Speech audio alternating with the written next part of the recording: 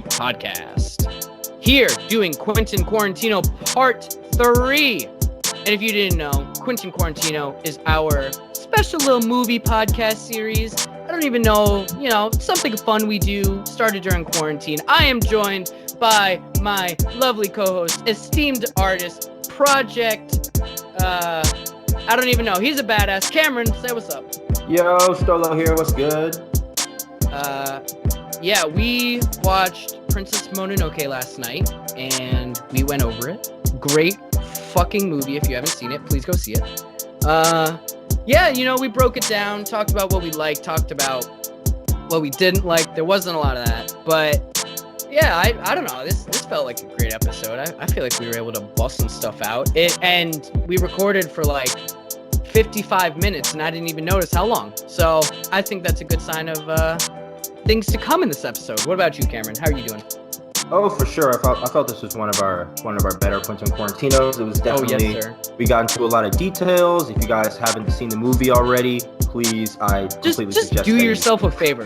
Pause this podcast. Pause this podcast. Pause everything. Spend 2 hours and 15 minutes of your life doing something nice for yourself, and then come back and listen. How about that? Absolutely. Huh? If you're eating, stop eating. If you're I don't care. We can stop. eat and watch. No. You can eat and watch. I'm not even sure. But yeah. Stop whatever you're doing. Please watch this movie. It's a great movie. Yeah. So make sure you are following us on Spotify, Apple, YouTube, wherever you listen to your podcast. That's where we are. Every follow helps. Hey, if you like, give us a nice little rating. Little 5 stars. Why not? Somebody gave us 1 star. I don't know why, but they did. And that's okay. Because, they're being honest. Anyway, I'm talking too much. We should get to this. And what's up, guys? So, by the title and by our lovely intro, you can tell that today we are doing Quentin Quarantino Part 3, Princess Mononoke. Cameron, we watched this movie last night. My first time seeing it. Your I think fourth third time? Third time? Fourth time? I don't know. Third time seeing it, I think. Yeah. And, well, what did you think of the movie? Well, I love this movie. It is definitely probably my favorite Ghibli movie. And every time I watch it, like the music, the action sequences, the way that they draw nature is always like really amazing. And it's like one of those movies that definitely just like makes you feel really good after you watch it. So I think it's always a great experience. Definitely good vibes. As a first time viewer of the movie, what were your impressions? Yeah, so, when you talk to people about this movie, it's usually on sort of such a high pedestal. So my expectations were pretty high, to say the least. And I thoroughly enjoyed it. I have nitpicks here and there, but I have nitpicks with any movie because I'm pretentious. But I thought it was an awesome movie. I wouldn't say I connected quite the same as I did with Spirited Away, because I think Spirited Away is sort of a more emotional movie. But this great fucking movie. That I'll say that. I would say it definitely lived to its billing. I can understand how people say that it is the best Studio Ghibli film, and while I don't know if I agree with that opinion, I understand how you say that. Yeah, and for those of you who may not know, Studio Ghibli is a fantastic animation studio in Japan. They have created such masterpieces as Spirited Away, Howl's Moving Castle, Kiki's Delivery Service, My Neighbor Totoro. There's lots and lots and lots of just absolutely quality movies that, they have made. So as an artist, I'm sure you can tell the amount of detail that is put into each like little background and stuff. And I just, we'll get into subtopics and shit like that. But I want to shout out the art first, because holy shit, this movie was made in 1997, and you can tell because there's a grain to it, so you can tell it wasn't animated by a computer or mostly by a computer. But oh man, I need your artist perspective of this movie, dude. Yeah, no, like if you're if you're watching this movie for like the first time, it's like you would almost think it's kind of computer generated because of how just smooth everything is, but literally like everything in this movie is hand drawn and hand painted, which is actually like insane. Is that Like, confirmed? Like, did yeah, you? it's confirmed. Oh It's my god, that's crazy. completely hand drawn, hand painted movie. It Two is, hours and 15 minutes, bro. bruh, it's insane. There's something like 130,000 frames or something like, or Oh cell my frames or something like god, that. And Miyazaki himself like personally drew like 80,000 of them, or like went over like 80,000 of them. It's like this it's man, this man is crazy. this But like dude. artistically, this movie is like on a totally another level. Like the way that you can see like shadows moving across characters, all those shadows are hand drawn in like multiple scenes. Like when they're going through the forest and everything like that, like the way that the environment is kind of reacting to the characters, and like it's honestly like incredible to just like watch some of the scenes. And I think that's like one of my criticisms of the movie is that it's a bit long, but I We'll get do it. We'll get into it we'll later. get We're into saving it it for later. the end. We're saving it for the end. Gotcha. I do have a greater appreciation of just like some of the still scenes upon every time I rewatch it, or some of the more meandering scenes, I guess. Yeah, I got you. I was trying to think about it. I don't know if I have a favorite character from this movie. I really don't. Um, and that's not necessarily against any character. Um, I don't know. I guess I have some I like more than others, but I can't. I'm having a hard time identifying a character who I'm like, yes, absolutely, that guy. That guy kicked ass. What about you? Who's your favorite character? Um, I like the deer. The Ashitaka's deer is my favorite character in terms of. Oh, what's it? Oh, that's the one name I don't have. What's its name? Um, It ends with a K. yeah, I don't remember off the top of my Um, quick yeah, I don't care. I don't search. care. I'm not gonna. I was gonna Google it, but I don't really Yeah, care. cool. Yeah, cool. That's Yeah, his name. cool. Thank you. Thank Yeah.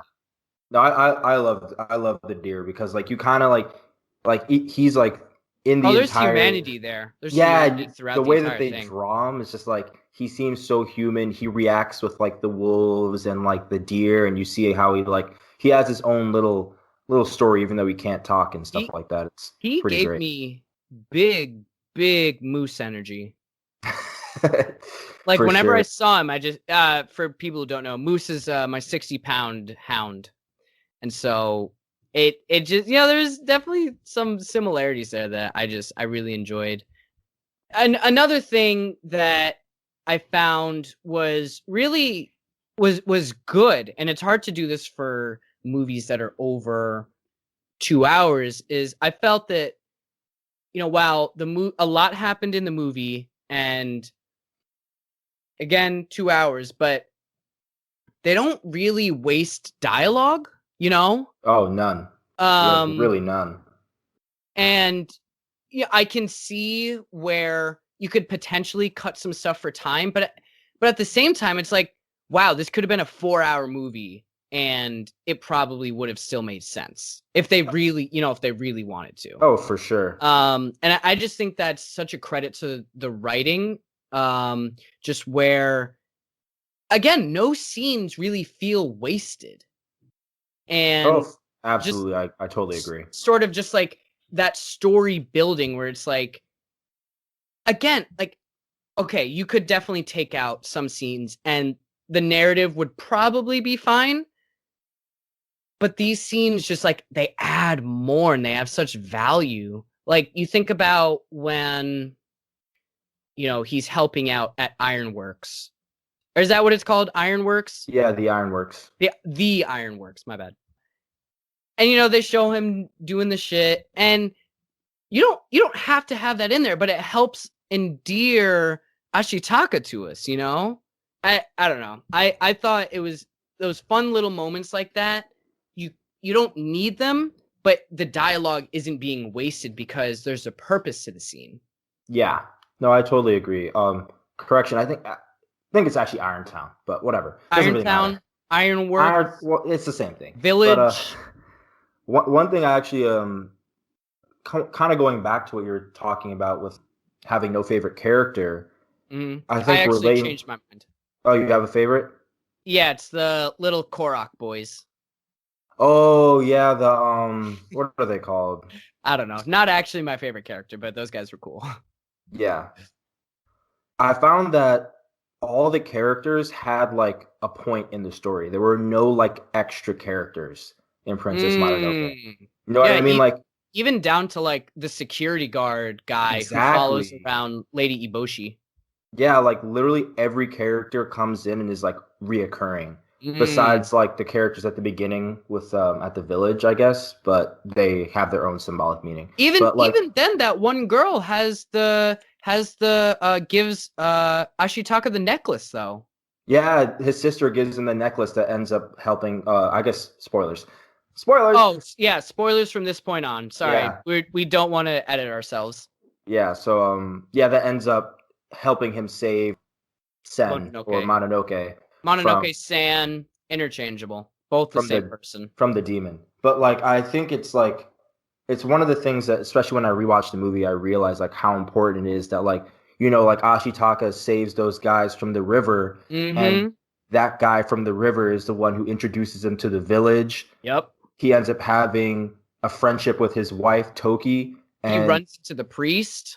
he runs into the priest and also but that same guy he saves for the river who you would think would just be that plot point is also the one that tells him about the plot against the village that's happening while they're out trying to attack Mm-hmm. the deer. So it's Mm-hmm. like at each point in the movie every character has like multiple uses to the story and it's like it's really great to see. And that's why I don't have a favorite character because each character is very unique and they have their own personality fleshed out so it looks like you're watching a world rather than watching just like the narrative through a few characters.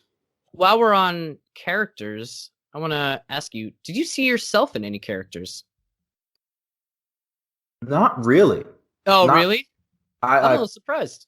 I'm trying to think, but I actually hadn't thought of that. So it Mm, might take me a minute. mm. But did you? Honestly, yeah. I don't know if you're gonna like my answer. Definitely saw some of Eboshi in me, where Eboshi doesn't really treat anyone shitty. She's just like really motivated to kill the deer god. And I really like how she sort of treats everyone, obviously there are problems with the humans, or with the forests and animals that I definitely don't see myself in, but in the way that she sort of is like trying to, reach out to people and, make herself seem human. She's a leader, yeah, but it sort of seems like anyone could have said just like anything to her. If you had a problem, you Yeah. just go to Eboshi. And sort of that, whether it was real or fake, the caring for other people and sort of treating people like that, I sort of try hard to do that. I don't know. When you're in Irontown. Again, we're gonna butcher that name so many times. What is it? One more time. It is Ironville. Irontown. Irontown. Cool. When you first get to Irontown, Iboshi's awesome. You're like, oh wow, she wants to see Ashitaka, and she's hooking him up with a meal and letting him stay there. I while I know she is one of the antagonists, if not the primary antagonist, I still definitely saw the human in her. Oh, for sure. Like one thing I think about this series is that or series that I think about this movie is that there aren't really any like good guys or like true good guys and bad guys in the No, series. no, there's not. Like everyone is like very kind of morally gray besides Hmm. Ashitaka, who's definitely just a good guy. But Yeah, and I guess the Shogun could be considered kind of a bad guy if you want to go yeah. that way. So you could throw the priest in there. Yeah, well, the priest I wouldn't say is a good or bad guy, but I definitely the shogun or the forces he's It working for are it's a like nefarious. For me it's a little tough because I sort of see the priest as an extension of the shogun, and Mm. he's kind of comic relief, so it's tough, you know? Yeah, he's the comic relief, but he's also doing something like kind of fucked up. Exactly. You're But like, at the "Oh, dude, you're nefarious." But like I think that they purposely show him at the beginning when he's with Ashitaka to show that he's like a decent guy. You know, he feeds Ashitaka, gets him like tells him the direction to go in, all that Yep. stuff. And it's like you hear from him like I think specifically more towards the end of the movie where he's just like, oh, what are the he's talking with Iboshi Yeah. and they're talking about the motivations of the Shogun. He's like, oh, I don't ask such questions. It's like, nah. Yeah. Yeah. He's like, So "Oh, I don't go into his thoughts, or I don't quite ask, I'm not privy to his thoughts." Or he said something like that. it's better that way. Yeah, exactly. And I think that's because it lets him like kind of remove himself from what he's doing. He's just kind of doing his job. And that's Mm. what keeps him as like not like an evil or like a good character. Like even some of the soldiers who I would say are evil because they do things that are like just like fucked up for the sake of it. Oh, the guys in It the almost forces. seems. Yeah, and like the Yeah. dudes in the I don't know what they were. With the blow darts. The blow dart. Yeah, the guys in the Borskins. Yeah. Oh, you But wait, do you mean the the ones that were priests with with the the villagers. umbrellas? Yeah. I got you. Yeah, Yeah. those guys are definitely antagonists. Those Fuck those guys. assholes. Yeah, but like I do think that like they definitely put that there because the shogun is just such a force that you would never like anyone that Mm, follows him is really just following orders. They don't really have like moral culpability almost. yeah, It's or else you're fucked. yeah, it's a very interesting situation relating to history and everything. Just a couple of questions before we sort of get into more details. I'm going to ask you 3 questions. Actually, just 2. Did you personally like the plot, and do you feel that the writing did the story justice? I really liked the plot of Mm. Princess Mononoke. I actually like and I think it's because like unlike some of the other like Ghibli films, this is definitely like a more adult themed Oh yeah. movie. You know what I mean? There's gore, there's blood, there's all that stuff. So warning if you're not into that type of thing. Yeah, trigger warning. But Sure. but like the plot of like of like hatred being this kind of this force that's causing all these conflicts, but they're And not being physical. yeah, and physical, like the Like physical manifestation of it. the iron balls in Moro and Okato. Yeah, Koto? the Okato? boars, I don't know. the boars that become demons, as Yeah. well as the Ashitaka's arm, which becomes infected by the demon when he kills one of those boars who was attacking his village because it got shot and died with hatred. Should And we describe the plot? Like, no, if you're listening to this, you've seen Princess Mononoke, right? yeah, Yeah, like come yeah. on, like let's If and not, if you haven't we already said watch it. spoiler warning. Go Yeah, on HBO Max. I Come would I on. would definitely suggest watching it before listening to Or us. if you have a VPN and you have Netflix, change your country to like Canada and you can watch the Ghibli films on Netflix. Boom. You're welcome. Yeah, but I really enjoyed how it really brought into the fray the concept of like morality and how hatred can even take someone that's doing something good and make it turn into something with negative impacts if they're not Mm. like completely if they're not really reflecting on what they're doing completely. Mm. And Ashitaka kind of serves as the moral compass that judges the rest of the characters in a way. You know what I mean? Like he's all for like we should be working together and everyone else has these reasons as to why they shouldn't, but he's the one that shows them that like there are negative impacts for thinking that way. And Actually, yeah, it's very interesting for me and fun. you know what I noticed? Just getting away from my questions real quick. Whenever he would ask, like, "Oh, why can't we do this?" I don't know if anyone actually ever answered. Like, no, like the animals did, but did the humans ever be like, "Oh yeah, we can't. This is why." They kind of Oh, just like went on with their own thing after that. they I remember you're talking about to why the humans are trying to kill the deer god. Yeah. No.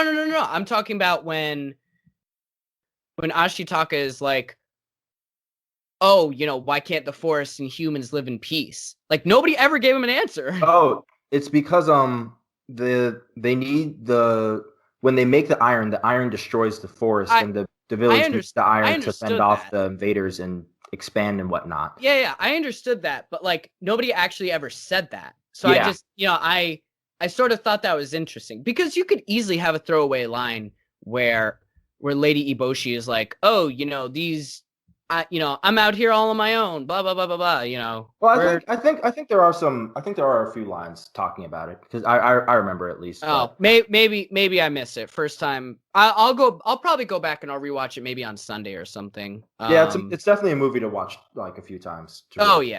yeah, I'm gonna have to go back. Anyway, just going back to my questions. Did I like the plot? Love the plot. Thought it was masterfully put together, and parts where I was like maybe thinking about the length of the movie, maybe 5 minutes later, I would be like, oh wow, that makes perfect sense as to why that was. So love the plot.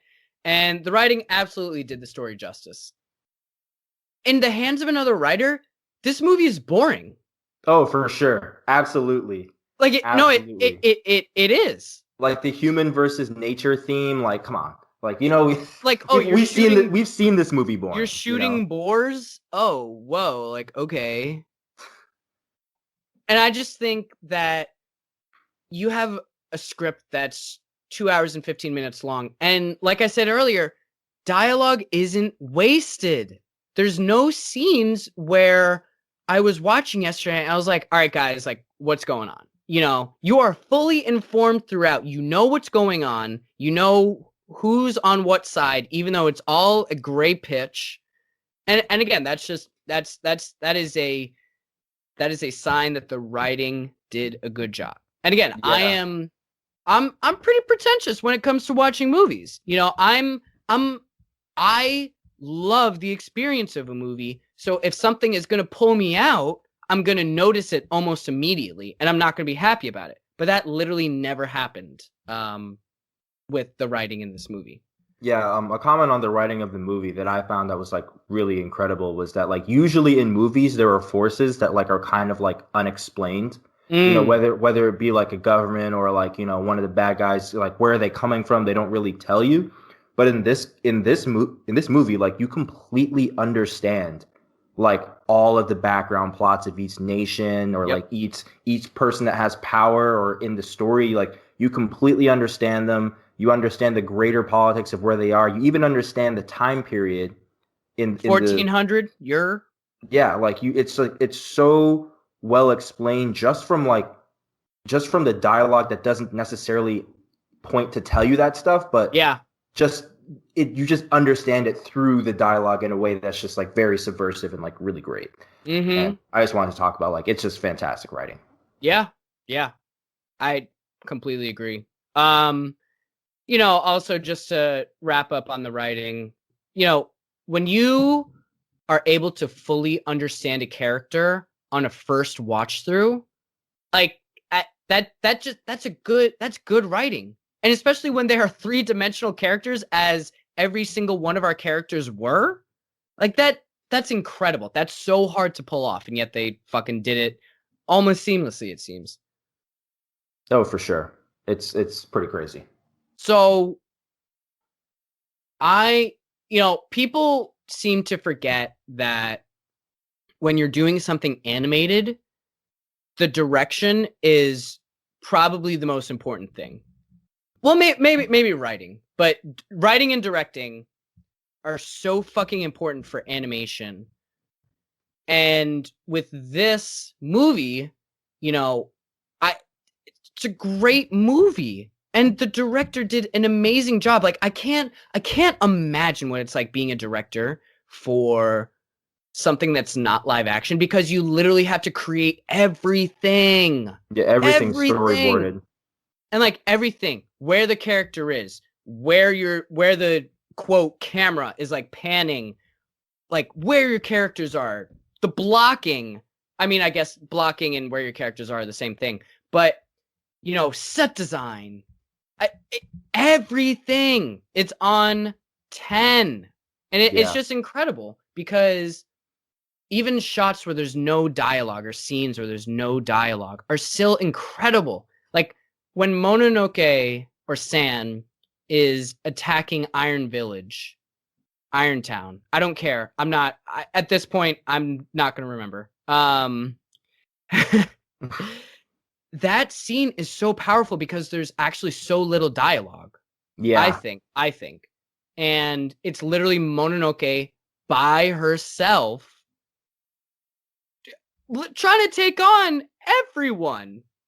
And you feel so lonely sort of for her as she's doing that, whether it's when she's running down from the roof or when she gets knocked out and she's being carried out.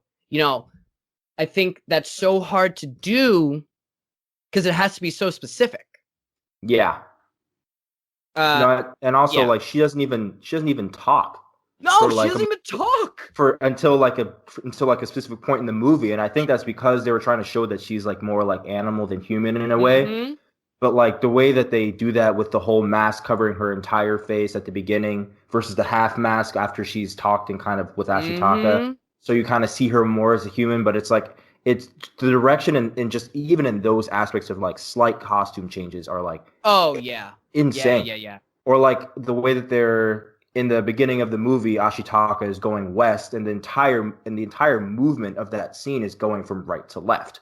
You know what I mean? You like pointed that out early, and that was pretty dope.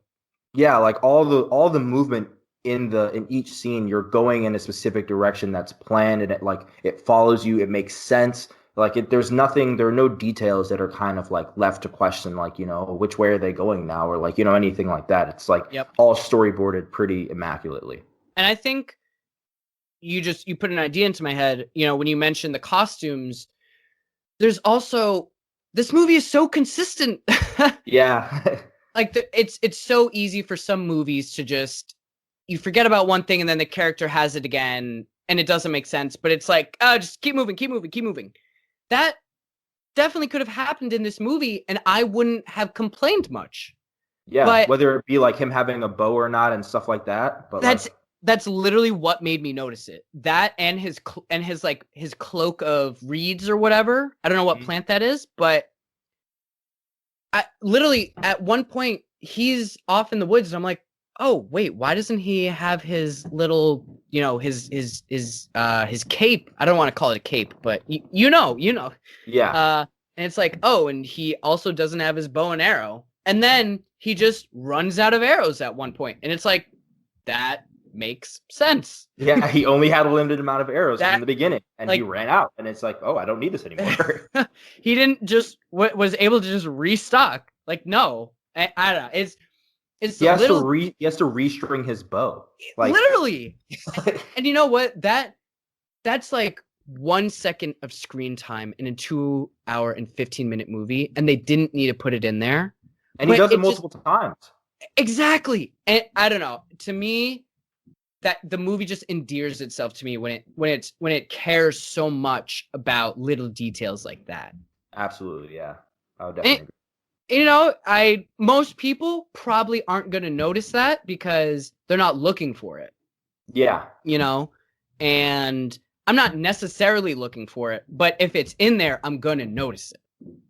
Yeah. So I think I kind of just want to let you go on the art for like 2 minutes, just because I have an appreciation for the art, but I'm not somebody who is consistently drawing every day and literally doing this for a living. So as somebody who is an artist and who draws in similar styles to how this movie was animated, I need like a minute monologue at least. Like what are little things you picked up that you're just like, what the hell? Yeah, like for me, the art is kind of separated into like two portions, being like the characters and the environment. Mm-hmm. But on the environment side, one of the things that I realized was the difference between the forest that they're going throughout the movie. Like they change depending on the tone of the scene as well as like where they're going. So at the beginning, you kind of see streams, there's water and all. Like it's very light and airy. But like as you get into the scene where they're going towards the deer god, the forests become much more dense. You start to see the Kodama or the little dudes in the background. Like there are more kind of like mystical elements to the forest, and I think they also you go through the forest slower, which is Yeah, something that I find is definitely a important. lot more forest time in the second half of the movie. Yeah. And it really illustrates like the feeling that you're getting from the environment. You know what I mean? Like when you're going to the deer god and you're going through this shimmering lake, it's like, oh, this is like a sacred place. Like you feel it before any character mentions it. And Definitely they're elicited that feeling. yeah. And then you contrast that to like the ironworks, which just feels very heavy, very brutalist, you know. And even though the characters are happy, you do feel that like very like imperial, you know, Yeah. shift between like, you know, the nature versus man. Mm. And I find that's all very important and like and just very awesome. Just awesome. Yeah, no, that's And so interesting because I definitely didn't pick up on it. yeah, and on the character aspect, the costumes are just like absolutely incredible. You can tell Ashitaka's from the East simply because of like the clothes that he's wearing and the animal that he's riding versus like some of the soldiers. Each soldier you can tell where they're from based on their armor, and it doesn't change. It's very consistent. Even the Ironworks armor compared to the Lord Priest. Asano and the Oh, okay. priests are completely different. You know what I I mean? yeah, I did notice that when what's the guy who was attacking Ironlords? Lord Asana. Lord Asano. Thank you. They flew banners. Like Yeah, we don't see, I don't believe we see banners until we see that. yeah, and they're the Uh only ones that have samurai armor.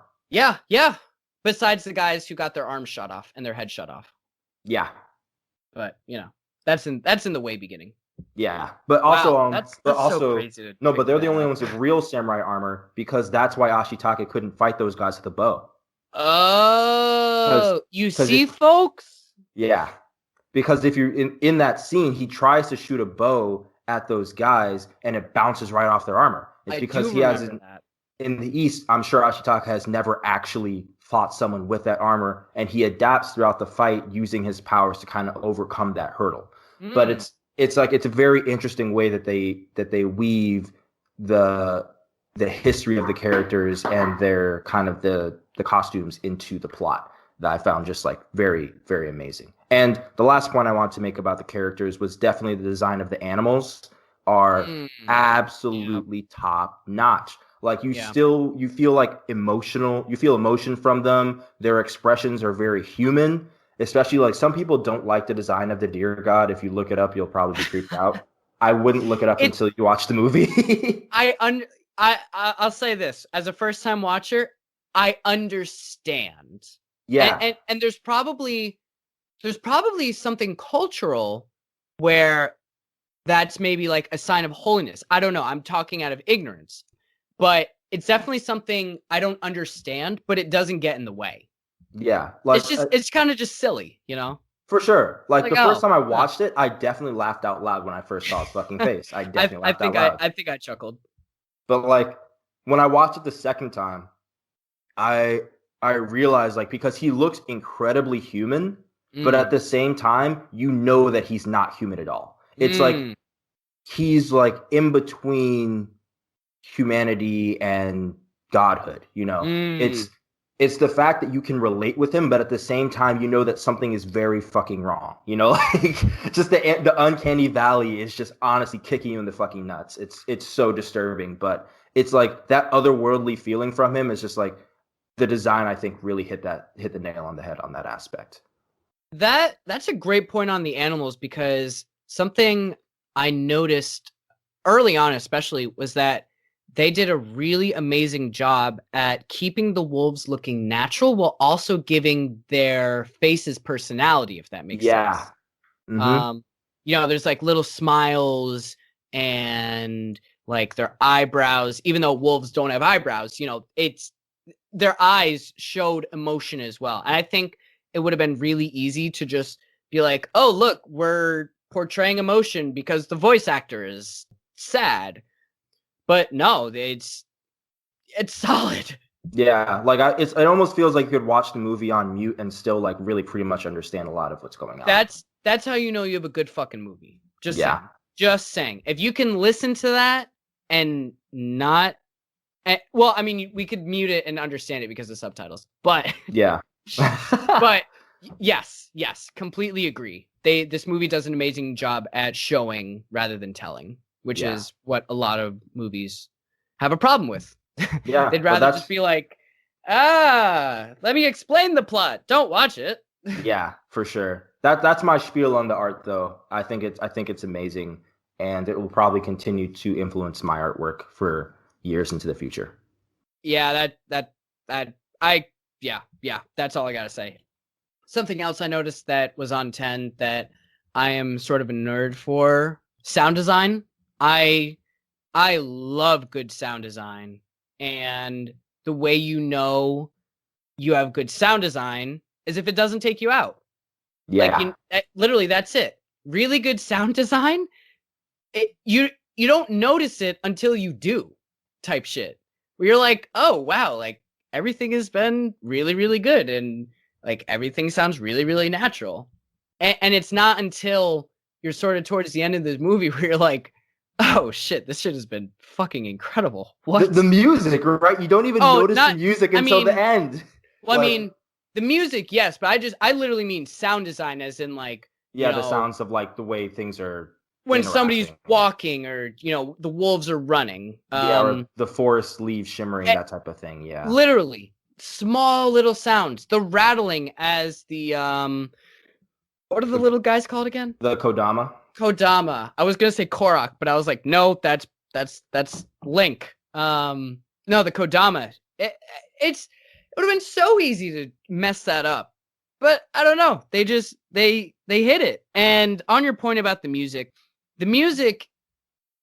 I think is the sort of cherry on top of this fantastic movie. Yeah, it really is. Just sort of where well, I don't even I don't think cherry on top does it justice actually. It just really takes it to a new level and it strikes you deeply and it sticks with you. It's so emotional. It's just Oh, so the music is so emotional. and some of it is just haunting. Oh yeah, absolutely. And it's sort of a different feeling from Spirited Away because Spirited Away the music steers more into I don't really know how to describe it, but with Spirited Away, I feel like it's much more emotion driven. But Yes. with this, it's sort of like I don't even know. I think it's more atmospheric I or something like that. yeah, yeah, Like yeah. the music in Spirited Away, I think is like it's very apparent. You know what I Mm, mean? Like it very yeah, much that sticks okay. out to like compared to different scenes when there's like a shift in music, like you really hear the shift in music in Spirited Away. Versus in Mm, Princess Mononoke, it's very kind of subtle, the shifts in music, and like they build up, and that's when you start to really notice, like, holy shit, this is crazy. But like it's very subtle and it's just like it's meant to aid the atmosphere of the song of the song of the film rather than like kind of direct it. That's mm. how I would put it. That he put it into words, folks. There you go. Emotional connections to the movie. Like anything that sort of hits you deep. Like what? Yeah. I think definitely like Ashitaka struggled to like make people realize that just because they think they're in the right, it doesn't mean that what they're doing is necessarily good. Mm, And to me, like I don't want to kind of bring us out of the movie topic, but when talking like when looking at like modern politics and everything like that, just like mm. just the Look increasing at you. polarity. Look at Yeah, you. the increasing polarity that we see between like kind of like the left and the right is like very, in my opinion, like can be seen in the movie in terms of like nature versus man. It's like as like the background conflict almost, but like it's like it definitely it definitely hits on kind of the frustration that Akitaka feels when dealing with these people who are good characters. You know, they're not evil, but they're just so hell bent on getting what they want or seeing things in the way that they want to see it that they can't see the larger picture of what they're doing to where they live. You And it's strongly just related to that feeling. yeah, I strongly related to that feeling. Just the absolute frustration and just like and people just getting hurt in the process and nobody cares. And it's just like it's it definitely struck a chord with me on that. And Mm, also emotionally the sublime and awe-inspiring feeling of going through that forest with the deer god to me is like mm. very much like it was definitely like a special moment to me. Yeah, I can absolutely see how those things tied to you. For me personally, so little bit of background. I recently got dumped. Hell yeah. Well, not recently, but it's recent enough. And it was in a pretty bullshit way. Just saying. I'm not going to say much beyond that. Anyway, the person who I had been dating, their favorite movie was actually Princess Mononoke, and she had long described it, and she had a poster in her dorm and then her room. So I'm not gonna lie, when Mononoke first is on screen, I start choking up because I'm like, like, oh my god, like what the fuck? And you know, I don't know. It's not. I mean, it's connected to the movie, but it's not only connected to the movie. But I don't know. It's just it was sort of nice to have that because it's deep feeling. It's deep feeling that just stirs something within you, and you're like, oh yeah, I'm a fucking human. I feel things. Yeah. And other than that, I think just like there's a certain serenity to this movie that it just sticks with me. Yeah. I felt so incredibly calm after finishing the movie. I don't know. It's just something really serene. I don't know if it has to do with the ending or how I was happy with the ending or what, but yeah. The movie I feel like it just feels so deep. It just feels so whole. Like Yeah. it's like especially like even the scenes of like the gods and stuff like that, I feel like they represent just like the amount of things that exist that we just don't understand. Yeah. And like there's this feeling that you're going through like an experience, like a world that's larger than what you're just watching, you Yep. know? And the way that they show it does just have just this like absolute tranquility of like the way things are and it just being okay. And it's just and it making sense. It's just great. Like Yep. after watching the movie, it's like you just feel like refreshed. Yeah. Yeah, I completely agree. Just got a couple more questions and then we're gonna get the fuck out of here because we gotta we gotta stream tonight. Um so we're at the part. What are some complaints and or plot holes that you may have noticed? I mentioned it before, but definitely like the length of the film can, like on a first watch, kind of like kind of nag you if you're like constantly expecting something to happen. Mm-hmm. Because if you're constantly expecting something to happen, then the kind of the peaceful atmospheric scenes of them going through these forests and stuff like that become kind of tedious if you Yeah. go in with that mindset. You're like, So I let's go, let's go. Yeah. So like I definitely think like I personally wouldn't after watching it a few times, I wouldn't remove any of the of those scenes, but I could see how someone might not like some of the more meandering moments in the Mm, film, yeah. even though they're very beautiful. Yeah. And one of my kind of like it's one of the primary gripes I kind of have with the film is definitely like Ashitaka and Mononoke's like kind of relationship. Although like I do like how they kind of they more communicate through actions than through words, or I guess that's like more their language. I think that there wasn't like enough conversations to really like establish like a real connection between the characters despite the movie's length. Mm, And although like it's rare that I would ask for more dialogue in a movie like this, but like if they had some more dialogue and I think it would become more of like an emotional movie, like the like Spirited Away. Like a lot of those conversations that the main characters have with each other is what gives it that very like emotional character driven plot. And though Mononoke, that's not the point of the movie, and I understand that, I would have liked to see more dialogue establishing their connection and like, and like kind of showing why Ashitaka really wants to save her so badly, you know. And that brings me to my last major gripe, which is Ashitaka as kind of Jesus. Like Ashitaka is like literally like a flawless character. Like, and when I say flawless, I mean he's actually considered beautiful in the film as well. Like, he has like they call him sexy. Yeah, like there's like he has like no flaws. He never does a single thing wrong, really. Like, you do see him kind of struggle with himself when his arm kind of represents like the feelings that he's kind of keeping hidden when he almost attacks Iboshi. And that was kind of like a moment where you're like, the thing is taking over his anger. But like, other than that, like, he's literally freaking Jesus. Yeah. And like you're like, come on, make a single mistake or like, something like, so like, in that sense, he killed people. He killed people, but he killed people that needed to die. So it was like, I didn't feel bad when he killed people. It wasn't like anything like that. Yeah. And what about you?